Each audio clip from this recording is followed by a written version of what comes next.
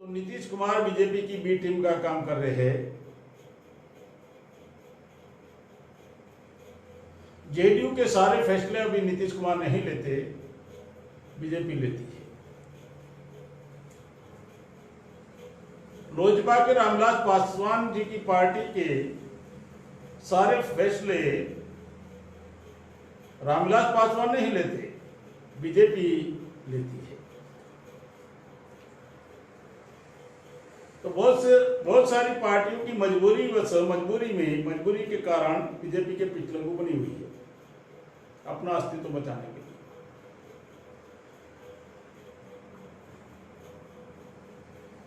दो 2015 के चुनाव में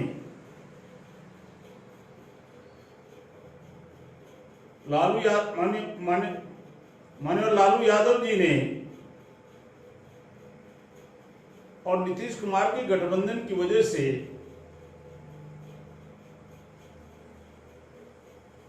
बिहार के लोगों ने बड़े पैमाने पर बीजेपी को परास्त किया था। और उसके बाद जो नीतीश कुमार जो कहते थे मैं मिट जाऊंगा लेकिन बीजेपी में नहीं जाऊंगा, और बीजेपी ज्वाइन कर लिया। बीजेपी के समर्थन में खड़े हो गए, उसकी नीतियों के समर्थन में खड़े हो गए, इनडायरेक्टली बीजेपी ज्वाइन।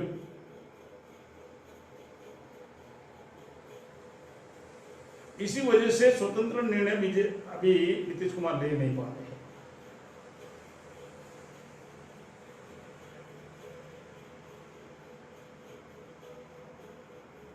बिहार में लालू प्रसाद जी के राज को जंगल राज के कर बीजेपी और नीतीश कुमार सत्ता में आए थे, और आज की तारीख में उससे भी भयानक लॉ एंड ऑर्डर की परिस्थिति है। कानून व्यवस्था की उससे भयानक परिस्थिति है। लॉकडाउन में अगर ऐसा हो रहा है, गोपालगंज में जेडीयू के एमएलए ने 3 हत्या कर दी।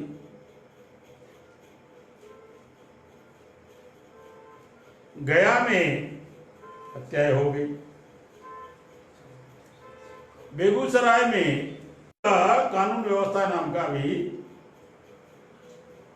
कानून व्यवस्था पर नियंत्रण है नहीं, और नीतीश कुमार बिल्कुल बीजेपी के विरोध में जा नहीं सकते। वो चाहे तो भी बिहार के चुनाव में नीतीश कुमार अलग स्टैंड ले नहीं सकते। अगर लेने की कोशिश भी करेंगे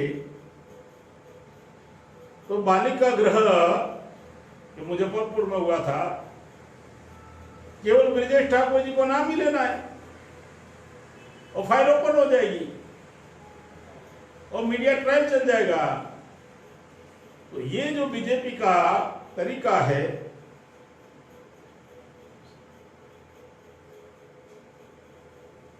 बहुत भयानक तरीका है। एक तो ईवीएम का प्रलोभन देने का और दूसरा डरा कर रखने का। इसीलिए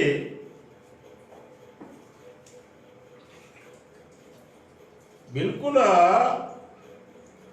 भारत में कोई ऐसा विरोध पक्ष नहीं है जो खुलकर केंद्र सरकार के विरोध में और उसकी नीतियों के विरोध में आवाज उठा सके।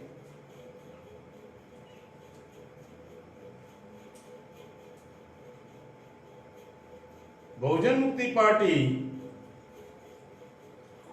ने 3 साल अपनी तैयारी की है। 200 विधानसभाओं में हम लोग पूरी ताकत के साथ चुनाव लड़ेंगे।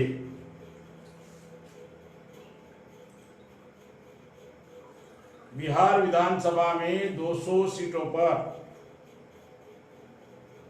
पूरी ताकत के साथ हम लोग चुनाव लड़ेंगे।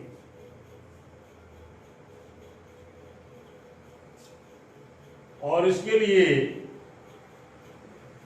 बहुजन मुक्ति पार्टी के सारे राज्यों के अध्यक्ष एवं महासचिव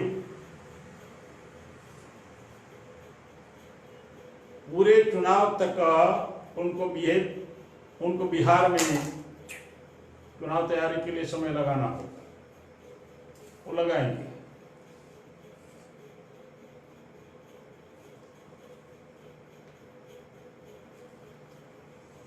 पूरे भारत की परिस्थिति ये है, खास करके बिहार की बात कर रहा हूं और पूरे भारत की परिस्थिति की भी बात कर रहा हूं।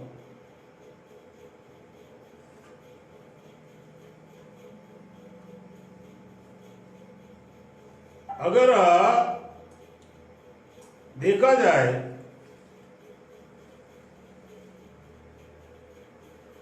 तो जो कोरोना की वजह से बीजेपी ने मजदूरों का जो हाल किया,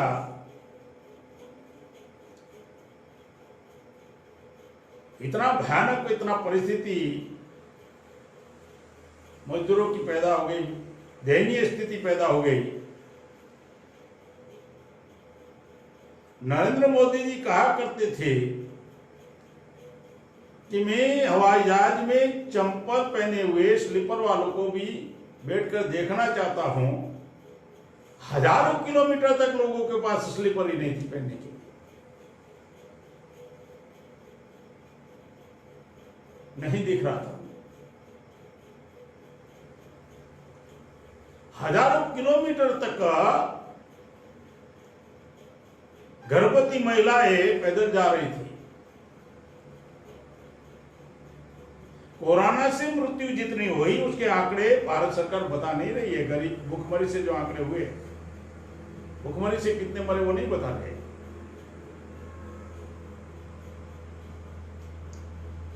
जब 5,000 लोग 5,000 केसेस थे तब ट्रेनें बंद रखा। अभी 2 लाख, आज की तारीख में 2,17,000 केसेस से लॉकडाउन अनलॉकडाउन कर दिया।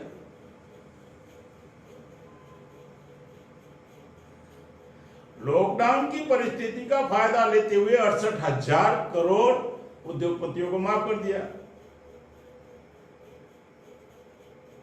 कोई विरोध पक्ष बोल नहीं रहा है।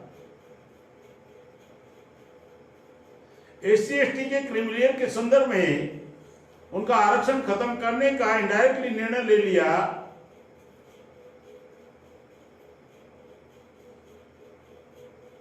बोल नहीं रहे कोई विरोध पक्ष।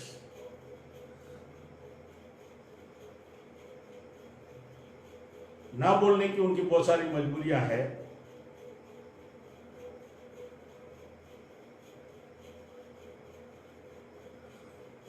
कोरोना से पहले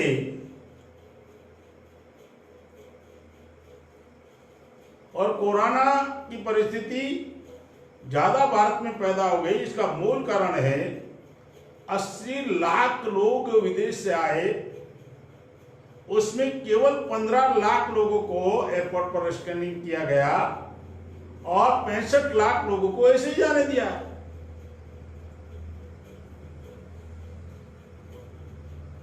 विदेश से आए हुए 80 लाख लोगों में से केवल 15 लाख लोगों का स्कैनिंग हुआ। और नरेंद्र मोदी बड़े गर्व से करेंगे हमने 15 लाख का स्कैनिंग किया। तो 65 लाख की तो बात बताओ कि बिना स्कैनिंग के हमने भेज दिए लोगों को।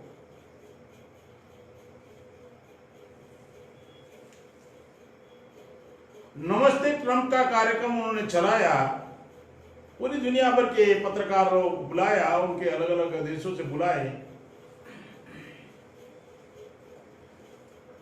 तो कोरोना जो बढ़ गया भारत में, इसका मूल कारण बीजेपी की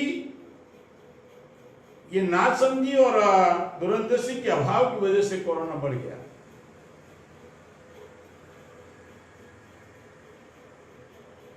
बगैर सोचे लॉकडाउन कर दिया गया। इस परिस्थिति के विरोध में कोई बोलने को तैयार नहीं है, कोई विरोध पक्ष।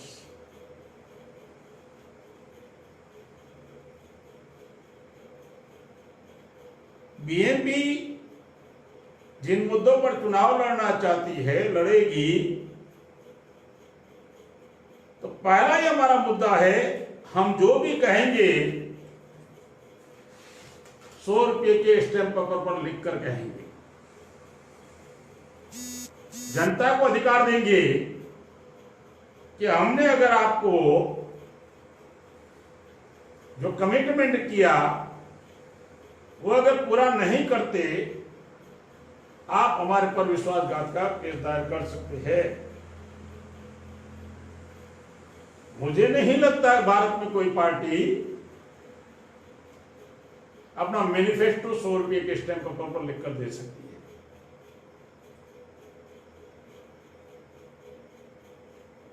कोई पार्टी देने वाली नहीं है, क्योंकि उनके साथ तो चीटिंग करना है, पब्लिक का वोट लेने के लिए बड़े बड़े वादे करने हैं।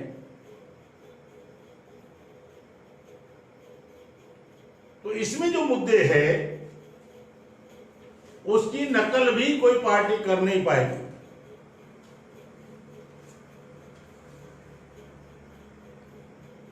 पहला ही मुद्दा है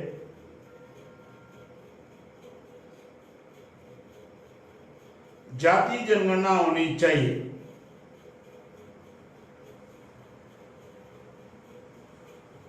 लालू जी के समय में लालू जी पार्लियामेंट 3 दिन बंद रखा था 2011 में, लेकिन उसके बाद बोल नहीं रहे। संभवतः यही कारण उनको अंदर रखने का हो सकता है।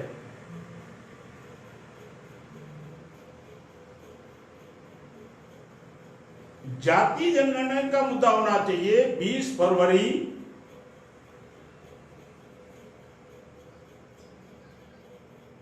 2020 में दैनिक भास्कर में ये छपकर आया कि बिहार विधानसभा में नीतीश कुमार ने 2 बार प्रस्ताव पारित करवाया कि केंद्र सरकार को भिजवाया कि जाति जनगणना 2021 में होनी चाहिए, और सारे विरोध पक्ष बिहार के लोगों ने समर्थन किया। लेकिन अगर नीतीश कुमार में अगर नैतिकता होती तो इस मुद्दे पर बीजेपी से गठबंधन तोड़ देना चाहिए कि पहले इसका फैसला करो, उसके बाद बिहार में आपके साथ मिलजुल कर चुनाव लड़ेंगे।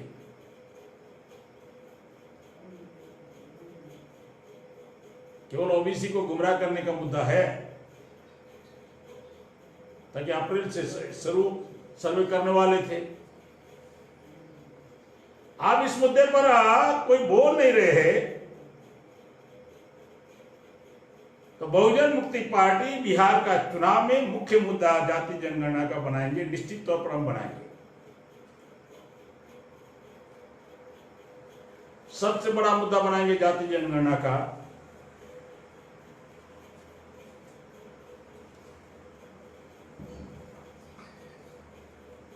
ताकि अगर बीजेपी जाति जनगणना, केंद्र सरकार जाति जनगणना नहीं करवाएगी और आश्वासन देगी, तो फिर चुनाव है ना, फिर 22 में उत्तर प्रदेश का भी चुनाव है ना।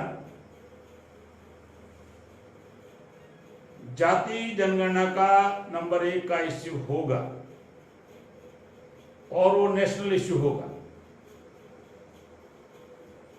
बिहार के चुनाव में केंद्र में रहेगा जाति जनगणना का मुद्दा।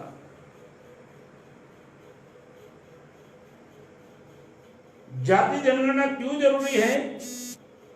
ताकि बीएमपी का जो पॉलिसी है, बीएमपी की जो नीति है कि देश में 100% आरक्षण होना चाहिए, जिसकी जितनी संख्या उसका उतना प्रतिनिधित्व। तो ये आंकड़े ये आंकड़े जाति जनगणना से उपलब्ध हो सकता है।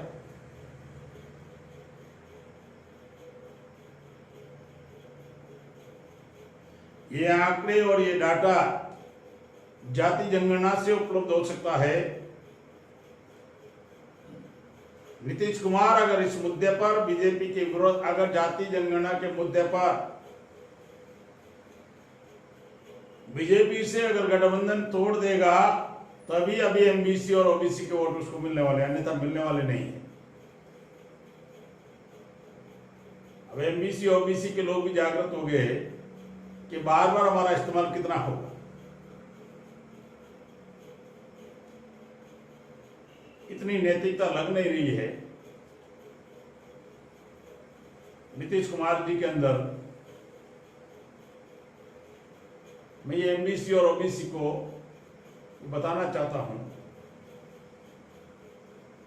कि इस मुद्दे को बड़े पैमाने पर हम लोग को आवाज उठाना होगा। ये नेशनल ये इश्यू होगा मेन। जो बैकवर्ड के नाम पर वोट लेना चाहते हैं, जो पार्टियां बैकवर्ड के नाम पर वोट लेना चाहते हैं, उन्होंने ये मुद्दा बिल्कुल नहीं उठाया कि 2015 में पिछड़े वर्ग के लोगों के, ओबीसी के लोग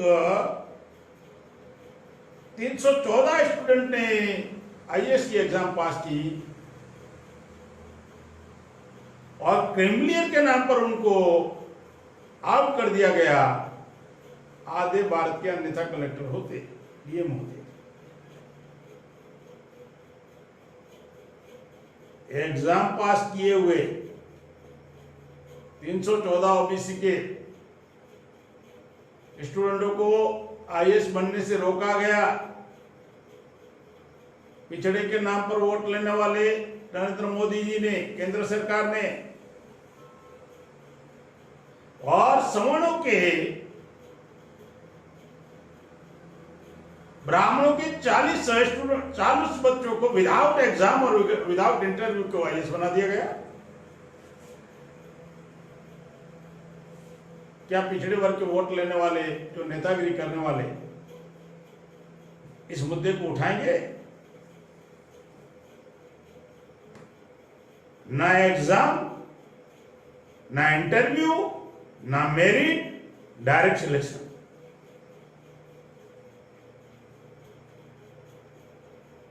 इस संदर्भ में एक भी शब्द नीतीश कुमार ने नहीं बोला, एक भी शब्द कांग्रेस ने नहीं बोला, एक भी शब्द बैकवर्ड के नाम पर वोट लेने वाले लोगों ने नहीं बोला।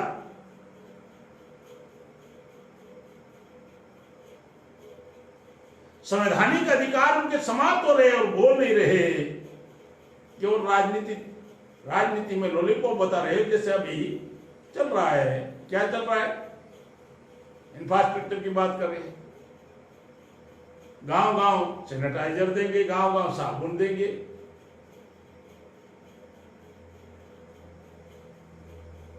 क्या सैनिटाइजर और साबुन से मुजफ्फरपुर का बालिका कांड के लगे हुए धब्बे धुल जाएंगे क्या? चुनाव में ये बड़ा इश्यू होगा।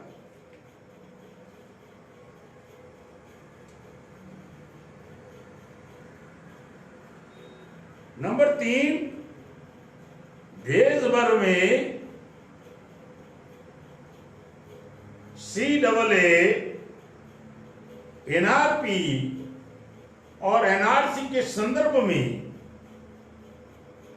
बड़े पैमाने पर टारगेट किया गया। उसमें SC ST OBC को बड़े पैमाने पर टारगेट किया गया। आसाम के आंकड़े अगर उपलब्ध होते हैं डिटेंशन कैंप के, तो मुसलमानों को कम टारगेट किया, SC ST OBC को ज्यादा किया। और केंद्र सरकार ये बता रही थी, बीजेपी सरकार ये बता रही थी कि हम बांग्लादेश के हिंदुओं को, हम पाकिस्तान के हिंदुओं को, हम अफगानिस्तान के हिंदुओं को भारत में नागरिकता देंगे और उनको यहां पर स्टेबल करेंगे। 14 करोड़ लोग भुखमरी से मरे और 14 करोड़ लोग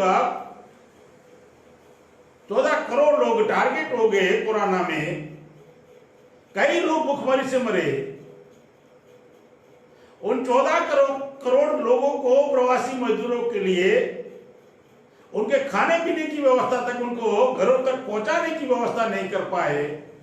अन्य देश के लोगों को सुविधाएं देंगे,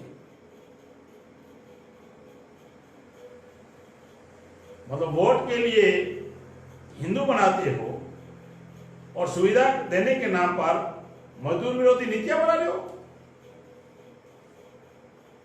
अभी 12 घंटे का, अभी 8 घंटे का 16 घंटे, 8 घंटे का 12 घंटे कर दिया गया।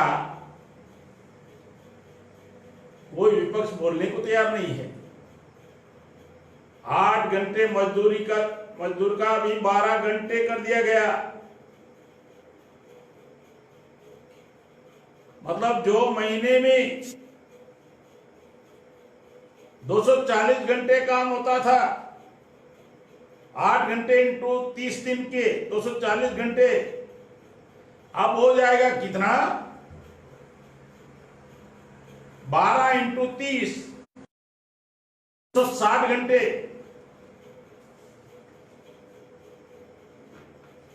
12 इंटू 30 360 घंटे।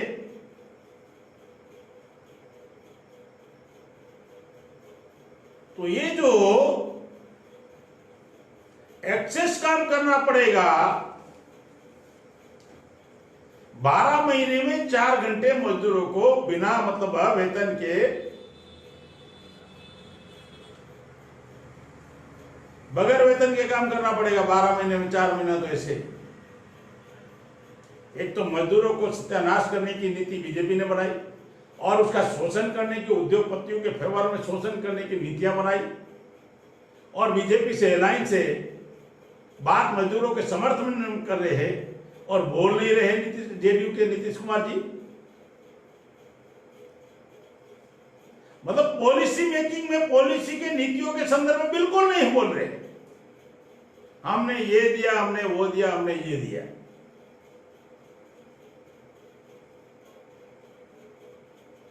तो ये जो तरीका है एनआरसी के संदर्भ में, पूरे देश भर में मुसलमानों को टारगेट किया जा गया, तो उस वक्त खुलकर जो स्टैंड लेना चाहिए, ऐसा विपक्ष ने स्टैंड लिया हो, कांग्रेस ने तो बिल्कुल नहीं लिया। और अन्य पॉलिटिकल पार्टियों ने कोई स्टैंड लिया हो, ऐसा कोई दिख नहीं रहा है। केवल अखबार में बयानबाजी जरूर किया होगा, लेकिन बहुजन मुक्ति पार्टी भारत में जहां जहां शाहीन बाग चले वहां उनको समर्थन किया और आज भी हम समर्थन में है। एनआरसी के विरोध में है। एनआरसी होना चाहिए तो डीएनए बेस होना चाहिए।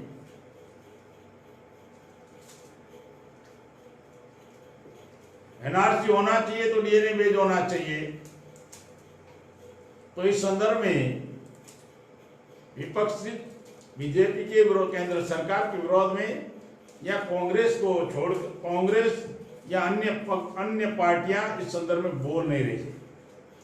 ये बात अभी मुसलमानों को भी समझ में आ गई, माइनॉरिटी के लोगों को भी समझ में आ गई।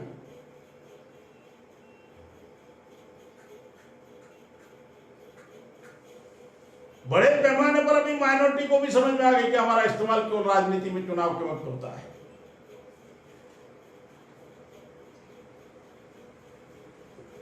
तो है ना, CAA, NPR और एनआरसी के विरोध का स्टैंड बहुजन मुक्ति पार्टी का होगा।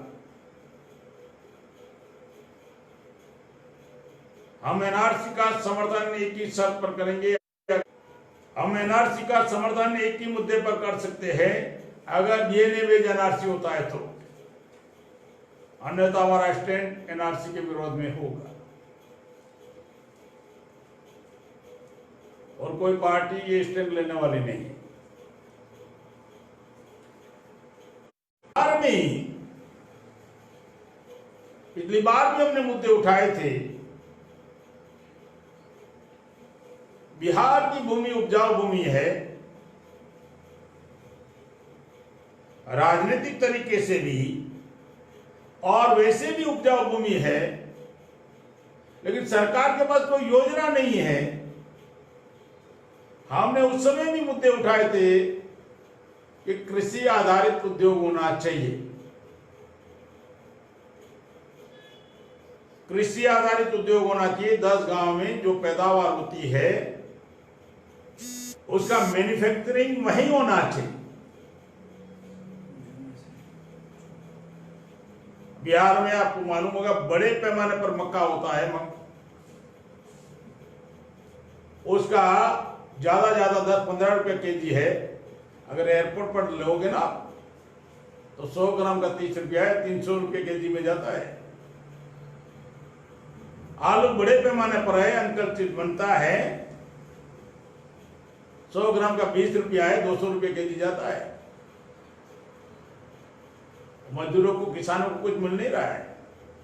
लेकिन 10 गांव के अंदर कृषि आधारित उद्योग होना चाहिए और उसी 10 गांव के लोगों के वहां मैन्युफैक्चरिंग लगना चाहिए और वहां के लोगों को रोजगार उपलब्ध करवाना चाहिए। तो बिहार के मजदूर पंजाब, गुजरात, महाराष्ट्र, हैदराबाद, देश के अलग अलग कोने में अपने माँ बाप को, अपने बच्चों को छोड़कर नहीं जाएंगे। इतना बिहार में उपलब्धि, मतलब उपजाऊ भूमि है। लेकिन सरकारों के पास कोई योजना ही नहीं है और करना नहीं चाहते। हर साल तबाही मचा देने वाला बाढ़ग्रस्त एरिया है, परमानेंट इलाज नहीं है। कोसी नदी का जहां बिजली उत्पन्न हो सकती है, बंगाल को पूरा मिल सकता है, झारखंड को मिल सकता है, बिहार को बिजली मिल सकती है।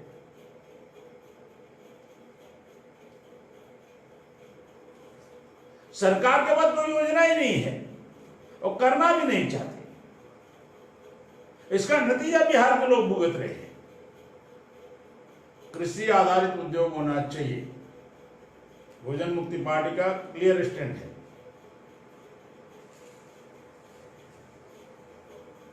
उसके साथ समान एजुकेशन का मुद्दा है। प्राइवेट एजुकेशन, निजी स्कूल है, प्राइवेट स्कूल है, उसके लेवल तक का स्टैंडर्ड सरकारी स्कूलों का भी होना चाहिए।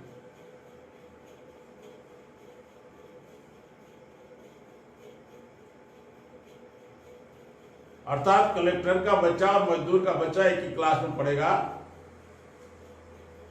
एक ही सिलेबस हो,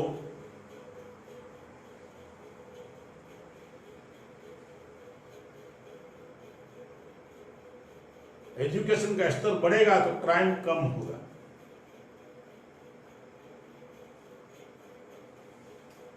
भारत सरकार भी अजीब तरीका का तंत्र बना कर रखा है। जिस देश में एजुकेशन पर ज्यादा बजट होता है वहां का क्राइम रेट कम होता है, क्योंकि पढ़ा लिखा एजुकेटेड व्यक्ति क्राइम करने से 10 बार सोचता है। तो क्राइम को रोकने के लिए तो बजट ज्यादा है, भारत सरकार कर रही है, और एजुकेशन के ऊपर बजट ही नहीं एलोकेट कर रही है। जिस देश का एजुकेशन का बजट ज्यादा होता है वहां क्राइम कम होता है। भारत में एजुकेशन के ऊपर बजट कम है, क्राइम रेट ज्यादा है। तो क्राइम को रोकने के लिए बजट की व्यवस्था कर रही है दिखावे के लिए, एजुकेशन के ऊपर नहीं कर रही है। और इसके लिए कोई राज्य सरकारें प्लान बना रही है, ऐसा दिख भी नहीं रहा है।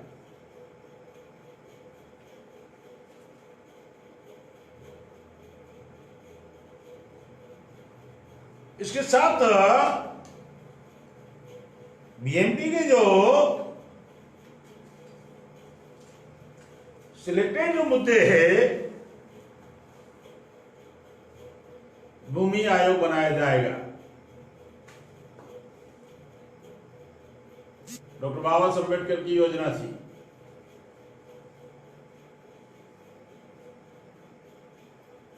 चौदह जुलाई 1947 में बाबा साहब ने नेहरू के सामने प्रस्ताव रखा कि इस देश में भूमि की मर्यादा तय हो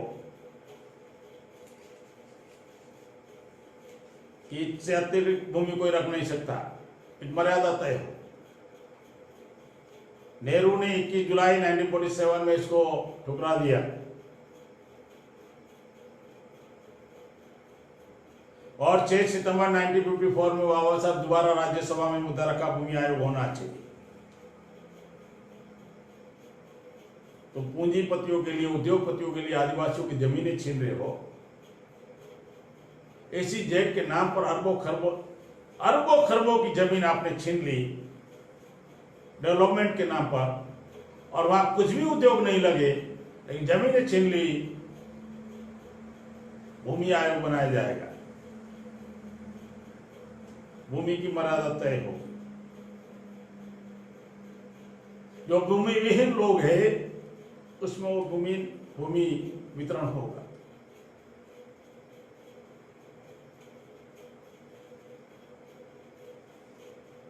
बीएनपी का मुद्दा है health security act.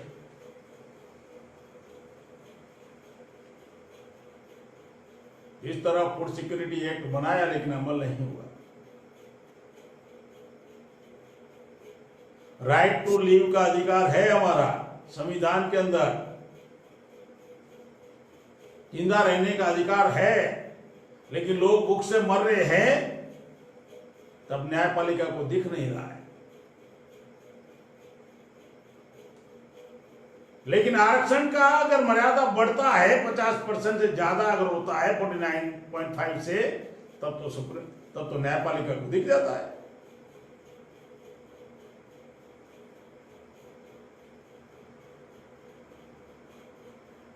Health security act बनाया जाएगा, जो हेल्थ के साथ खिलवाड़ करेगा उसको पनिशमेंट होगा। पिछली बार चिमकी बुखार से कितने बच्चे मुजफ्फरपुर में मारे गए, और हम लोगों ने वहां डॉक्टरों की टीम भेजा तो बिल्कुल वो लोग सीरियस नहीं थे और उन लोग मजाक कर रहे थे। प्रशासन क्या कितना स्कोर हुआ बता रहे थे, शाम तक कितना स्कोर होगा, जैसे क्रिकेट में चल रहा। तो ये जो सारा तंत्र विफल हो चुका है, इससे लोग विकल्प की तलाश में हैं। और एक मुद्दा है निजीकरण में आरक्षण कंपलसरी लागू करेंगे। तुम सरकारी तंत्र को, सरकारी डिपार्टमेंटों को बेच रहे हो, मनमानी तरीके से बेच रहे हो। जो कह रहे थे देश बिकने नहीं देंगे, उसी लाल किले को बेच दिया प्रधानमंत्री ने, केंद्र सरकार ने। 18 करोड़ का रेवेन्यू था, 5 करोड़ में मंथली रेवेन्यू 18 करोड़ का था,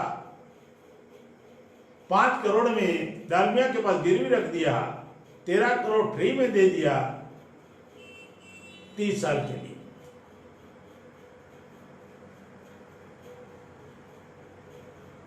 सात एयरपोर्ट बेचा, अभी और सीतारमण ने कहा और बेचेंगे। 7 एयरपोर्ट बेचा। लखनऊ एयरपोर्ट का इनकम 126 करोड़ था सालाना, 47,000 करोड़, 47,000 करोड़ में बेचा, मतलब 70-80 लाख करोड़ फ्री में दे दिया अडानी को 50 साल के लिए। ऐसे 7 एयरपोर्ट बेच दिए गए, और भी एयरपोर्ट बेच रहे हैं, कोल माइंस बेच रहे हैं, रेल का प्राइवेटाइजेशन हो रहा है, 22 रेलवे स्टेशन भी गए, रिलायंस को दिया गया। तो इनडायरेक्टली रिजर्वेशन खत्म करने का कार्यक्रम है प्राइवेटाइजेशन में रिजर्वेशन है नहीं। तो प्राइवेटाइजेशन में कंपलसरी रिजर्वेशन होना चाहिए। मैं इसीलिए कह रहा हूं, हम जो मुद्दे उठा रहे हैं कोई पार्टी वो मुद्दे उठा भी नहीं पाए। बिल्कुल वो पार्टी कोई मुद्दा उठा नहीं पाएगी। और बिहार के लोग विकल्प की तलाश में है। बिहार में निश्चित तौर पर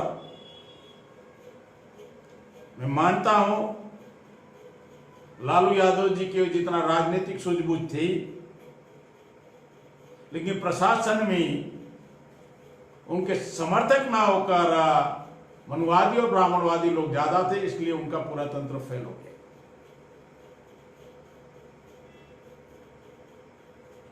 क्योंकि बिहार का जो समीकरण है वहां बिहार में 17% मुस्लिम है।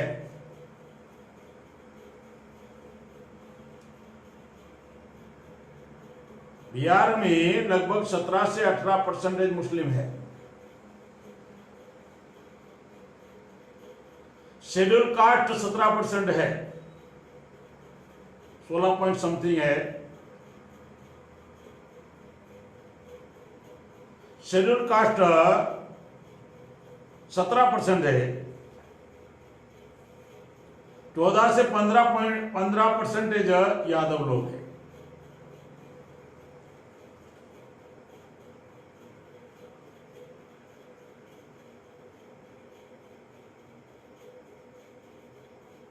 लालू जी को यह गणित मालूम था,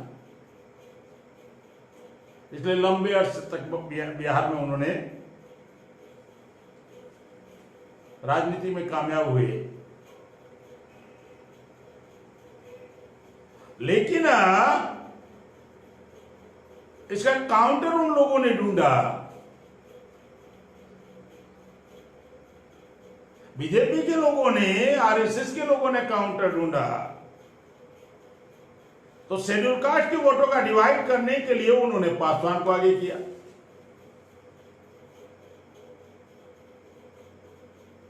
और अति पिछड़े के नाम पर उन्होंने अलग अलग लोकल स्तर के नेताओं को आगे किया।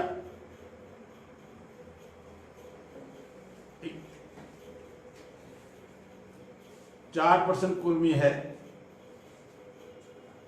6.5% कोयरी और कुशवाहा है। मैं बिहार का पृष्ठभूमि बता रहा हूं।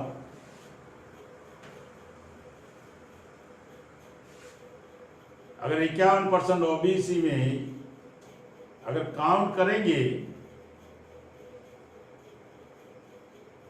तो कम से कम 26% एमबीसी के लोग हैं। उसका इस्तेमाल बीजेपी कर रही है एंटी यादव मेंटालिटी बनाकर। ये गणित अगर बीजेपी के विरोध में राजनीति करने वालों को समझ में नहीं आया तो भी 0 पर दोबारा आउट हो जाओगे। यही तरीके से उन्होंने उत्तर प्रदेश की राजनीति बीजेपी ने की और मुलायम सिंह समाजवादियों को ठिकाने पर लगा दिया, मायावती को 0 पर आउट किया।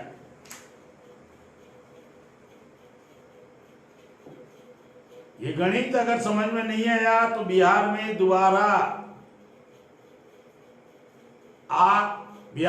दोबारा बीजेपी के लोग एमबीसी का इस्तेमाल करेंगे। इसलिए एमबीसी के जो नेता है, ओबीसी के जो नेता है, बीजेपी को पिछलगू जो है उनकी बात नहीं कर रहा हूं, जो बीजेपी की राजनीति के विरोध में उसका समीकरण बिगाड़ना चाहते हैं, तो अगर वो कॉमन एजेंडा पर अगर बिहार में की चुनाव में अगर कोई समीकरण बनाते हैं तो निश्चित तौर पर बीएनपी समर्थन करेगी। किसी भी परिस्थिति में, किसी भी स्थिति में बीजेपी को हम लोग बिहार में कामयाब होने नहीं देंगे। किसी भी स्थिति में, किसी भी परिस्थिति में बिहार में कामयाब होने नहीं देंगे। तक इस बार मुस्लिम जेडीयू को वोट देने वाले नहीं है। कांग्रेस का बिहार में कुछ है नहीं।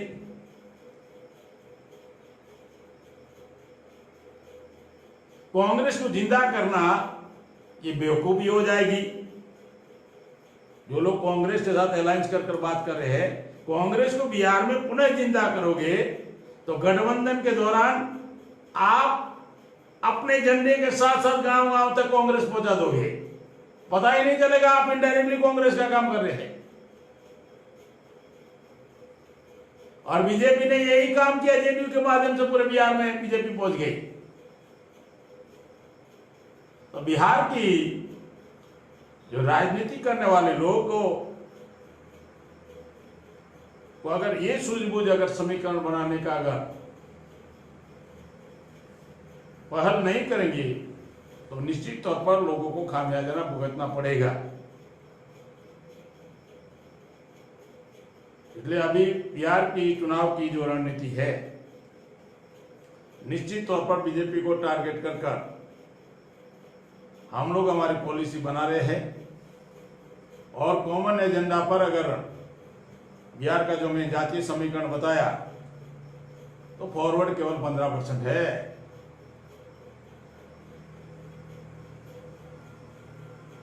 केवल 15 से 17% ज्यादा नहीं है। उसके भी आंकड़े हमारे पास है।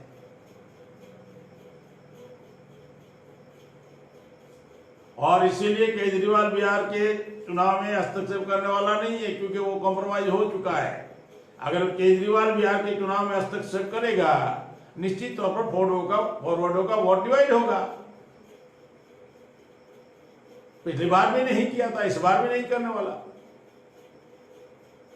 वो अपने वोटों को डिवाइड करना नहीं चाहते। हमारे नेता अपने लोगों का वोट डिवाइड कर देते हैं। और ईवीएम उनके पास है, ईवीएम के विरोध में कोई बोल नहीं रहा है, डर लग रहा है।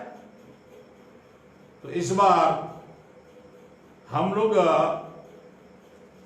इस चुनाव में आक्रामक तरीके से 200 सीटों पर चुनाव लड़ेंगे। अगर कॉमन एजेंडा पर बहुजन समाज के नेता, SC ST OBC और माइनॉरिटी के लोग अगर कॉमन इन एजेंडा पर इकट्ठा आना चाहते हैं तो बीएमपी बिल्कुल समर्थन करेगा। अगर इस बात को नहीं समझते हैं तो आप इनडायरेक्टली बीजेपी को जितवाने के लिए काम में लगे हुए हो। या तो सूझबूझ का अभाव है या दूरंदेशी का अभाव है। और इसका खामियाजा पूरे भारत की प्रजा को भुगतना पड़ रहा है। बीजेपी का जमीनी लेवल पर कुछ भी नहीं है, इसलिए वो डिजिटल का सहारा लेगी। वो सोशल मीडिया में पेड वर्करों का सहारा लेगी। गुजरात में जब पटेलों का आक्रामक आंदोलन था तो अमित शाह एक भी मीटिंग नहीं ले पाए थे और उन्होंने केशव कुंज उधर अहमदाबाद में बैठकर डिजिटल का सहारा लिया था। आप बीजेपी जमीन लेवल पर जाने की स्थिति में नहीं है। मजदूर इंतजार कर रहे हैं और मजदूर सबक सिखाएंगे। एक मजदूर को जब मैंने पूछा कि आपका इतना हजारों किलोमीटर साइकिल से आए तो क्या अच्छे दिन आ गए, सबका साथ सबका विकास हो गया? तो मजदूर ने जवाब बहुत बेहतरीन दिया था कि सर, बीजेपी ने, केंद्र सरकार ने हमारे साथ जो मोदी ने किया, नरेंद्र मोदी जी ने जो हमारे साथ व्यवहार किया है, तो चुनाव तो आएगा ना हमारा, बिहार में भी चुनाव आएगा ना। जितना मैंने 1100 किलोमीटर साइकिल चलाया बिहार के चुनाव में, मैं निश्चित तौर पर 1100 किलोमीटर बीजेपी के विरोध में साइकिल चलाकर प्रचार करूंगा। 20 लाख मजदूर बिहार में आए तो उनको यह ठान लेना चाहिए इतना किलोमीटर जितनी परेशानी आपने उठाई, चुनाव में उतनी परेशानी उठाकर बीएमपी को, चुनाव में परेशानी उठाकर बीजेपी को सबक सिखाओ। भूलना मत और बिकना मत। भूलना मत और बिकना मत। बड़े बड़े फिर वादे आएंगे, बड़े बड़े सपने दिखाएंगे और अखबार में जनमत बनाएंगे और ईवीएम का इस्तेमाल होंगे। बिहार के चुनाव में चुनाव आयोग को चाहिए ईवीएम का इस्तेमाल ना करे, ताकि कोरोना को देखते हुए हर आदमी उस बटन को दबाएगा तो कोरोना फैलेगा। इसलिए मेरा कहना है बैलेट पेपर का इस्तेमाल करो, नहीं तो चुनाव आयोग कोरोना बिहार में पहुंचा देगा, फैला देगा। चुनाव आयोग ईवीएम का इस्तेमाल कर गांव जितने बूथ है वहां पर हर वोटर्स के पास कोरोना पहुंचा देगा। इसलिए कोरोना को रोकना चाहते हो चुनाव के दौरान, तो ईवीएम का इस्तेमाल चुनाव आयोग ना करे, बैलेट पेपर का इस्तेमाल करे, क्योंकि बैलेट पेपर से कोरोना नहीं फैलेगा। क्या इसकी गारंटी में ये कह सकता हूं, अगर पूरे भारत में अखबार प्रतिदिन बिक रहा था, खरीद रहे थे और कह रहे थे अखबारों से, कागज से कोरोना नहीं फैलता, तो बैलेट पेपर से भी तो नहीं फैलेगा और मशीन से फैल जाएगा। तो चुनाव आयोग को इस बात को गंभीरता से लेना चाहिए और ये इश्यू हम लोग बनाएंगे। ऐसे बहुत सारे इश्यू है। कॉमन मिनिमम प्रोग्राम बनाकर इस देश में भारत के संविधान को बचाया जा सकता है। SC, ST, OBC माइनॉरिटी के संवैधानिक अधिकारों को बचाया जा सकता है, देश को बचाया जा सकता है, आने वाली पीढ़ियों को बचाया जा सकता है। और बिहार के लोग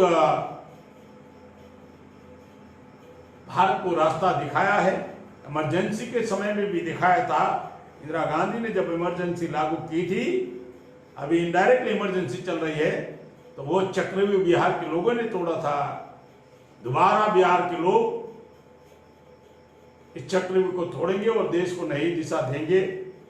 निश्चित तौर पर हम लोग इस काम को अंजाम देंगे और जल्दी ही हम लोग अगला कार्यक्रम घोषित करते हैं। 12 जून को हर जिले में 5 प्रतिनिधि सोशल डिस्टेंस को मेंटेन करते हुए जिला कलेक्टर को आवेदन पत्र देंगे कानून व्यवस्था के विरोध में। राज्य सरकार लॉ एंड ऑर्डर को मेंटेन करने में विफल हो चुकी है, जिसकी घटनाएं मैंने बताई कि 3 यादव की हत्या जेडीयू के एमएलए ने किया, अभी तक अरेस्ट नहीं हुआ। गया में हत्या हो गई, मोतिहारी का केस है, एमबीसी के संतोष शर्मा की हत्या हुई, गांव अन्याय अत्याचार बढ़ गया है। इस कानून व्यवस्था की लॉ एंड ऑर्डर के विफल होने के विरोध में, राज्य सरकार के विरोध में, नीतीश कुमार राज्य सरकार के विरोध में 12 जून को हम लोग 4 से 5 प्रतिनिधि सोशल डिस्टेंस मेंटेन करते हुए डीएम को ज्ञापन देंगे और ये कार्यक्रम बड़े पैमाने पर हम लोग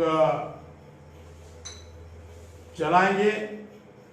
लॉकडाउन परिस्थिति को ध्यान में रखते हुए केवल 4-5 लोग हम लोग जिले में से 4-5 लोग प्रतिनिधि बनकर जिला कलेक्टर को ज्ञापन देंगे और जब परिस्थिति सामान्य होगी तो निश्चित तौर पर बिहार के सारी कमिश्नरियों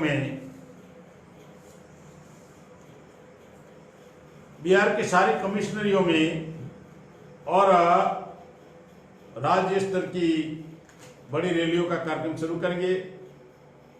अब हम लोग जल्दी ही 200 विधानसभाओं का लिस्ट घोषित करेंगे, स्टेप बाय स्टेप। उसमें ABCD बनाया हुआ है और BMP बिहार से अपना अकाउंट ओपन करेंगी। उसकी तैयारी में हम लोग पिछले 3 साल से लगे हुए हैं और ऑल इंडिया के सभी कार्यकर्ताओं को, जो भी BMP के समर्थक है, बहुजन मुक्ति पार्टी के समर्थक है, कार्यकर्ता है, बिहार में अपने जो जान पहचान और रिश्तेदार जो भी आपके संपर्क में है, उनको टेलीफोनिक अभियान आप शुरू करिए, ताकि दोबारा आपके सामने ये विपरीत परिस्थितियां ना आए। इसके लिए अभी से ही आप इस अभियान को, ताकि हमें मेहनत ज्यादा करना होगा। बीजेपी के पास बहुत सारा उद्योगपतियों और पूंजीपतियों के पैसे हैं, अन्य पार्टियों के हैं। मैं आखिरी बात कहकर बात समाप्त करता हूं। मान्यवर कांशीराम साहब कहा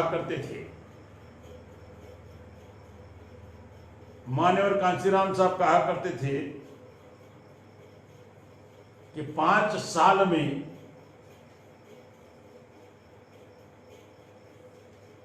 1825 दिन होते हैं। 1 साल में 12 महीने में 365 दिन, 300 के हिसाब से 5 साल में हो गया 1500 दिन, 60 के हिसाब से हो गया 5 साल इंटू 60 300 और 1500 और 300 दिन 1800 और 365 में 5 दिन के हिसाब से 5 साल में 25 दिन 1825 दिन होते हैं। 1800 दिन आप अपने परिवार के लिए लगाओ, अपने निजी कामों के लिए लगाओ। अगर केवल 5 साल में 25 दिन, चुनाव के समय अगर 25 दिन आपने अगर अपने समाज के लिए लगा दिया, इस देश के हुक्मरान आपको बनने से कोई नहीं रोक सकता है। तो अभी हमारे पास समय है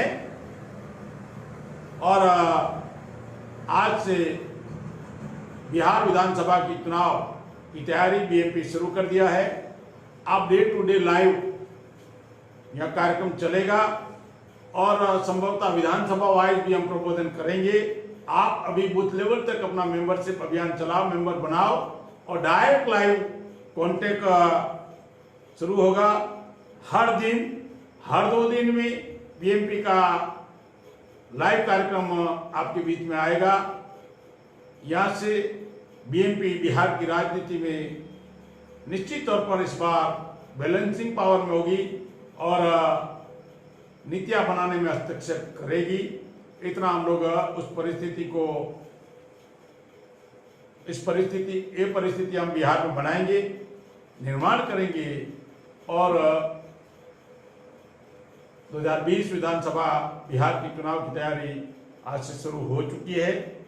और जो हमने बूथ कमेटियां बनाई, जो हमने लोकसभा कमेटी बनाई, जो विधानसभा कमेटी बनाई, आज से निश्चित तौर पर आप लोग अपना सोशल मीडिया में व्हाट्सएप ग्रुप, फेसबुक बनाकर डे टू डे लाइव का कार्यक्रम आप डेली देखेंगे। इसी आशा और विश्वास के साथ बात समाप्त करते हैं। आखिरी बात कहते हैं, अगर अमित शाह 7 तारीख को रैली कर रहे हैं, हिम्मत है तो PM केयर फंड का हिसाब जनता के सामने दो। हिम्मत है, PM केयर फंड का हिसाब दो, RTI में दे नहीं रहे हो। इतना ईमानदार बीजेपी भ्रष्टाचारी पार्टी नहीं है तो PM केयर फंड का हिसाब जनता के सामने देना चाहिए, क्योंकि 20 लाख करोड़ की घोषणा की। PM केयर फंड में डोनेशन लिया, दान लिया और लेते वक्त लोगों को लोन देने की बात कर रहे हो। लेते वक्त दान ले रहे हो और देते वक्त लोन दे रहे हो। तो लोगों को बेवकूफ समझ रखा है। तो ये 7 तारीख से, अगर 7 तारीख अमित शाह अगर पीएम के फंड का हिसाब दे दे, अगर ईमानदार है, या फिर इसके लिए भी नेहरू जी को जिम्मेवार ठहराएंगे। नेहरू ने सत्यानाश किया और नेहरू के सत्यानाश के आधार पर आप हमारा सत्यानाश कर रहे हो। तो यहां से बीएमपी अपनी चुनावी घोषणा शुरू कर दिया है। जल्द ही विधानसभा वाइड आपको सीट डिक्लेयर करेंगे और परिस्थिति के मुताबिक जो रणनीति बनाई जाएगी उसके लिए समय समय पर आपके सामने आएंगे। आपने इस लाइव कार्यक्रम को, इस वीडियो को बिहार के हर विधानसभा तक पहुंचाओगे, हर बूथ तक पहुंचाओगे। इसी आशा और विश्वास के साथ आपने मेरी बात सुना, इसके लिए आपका धन्यवाद। जय वनवासी।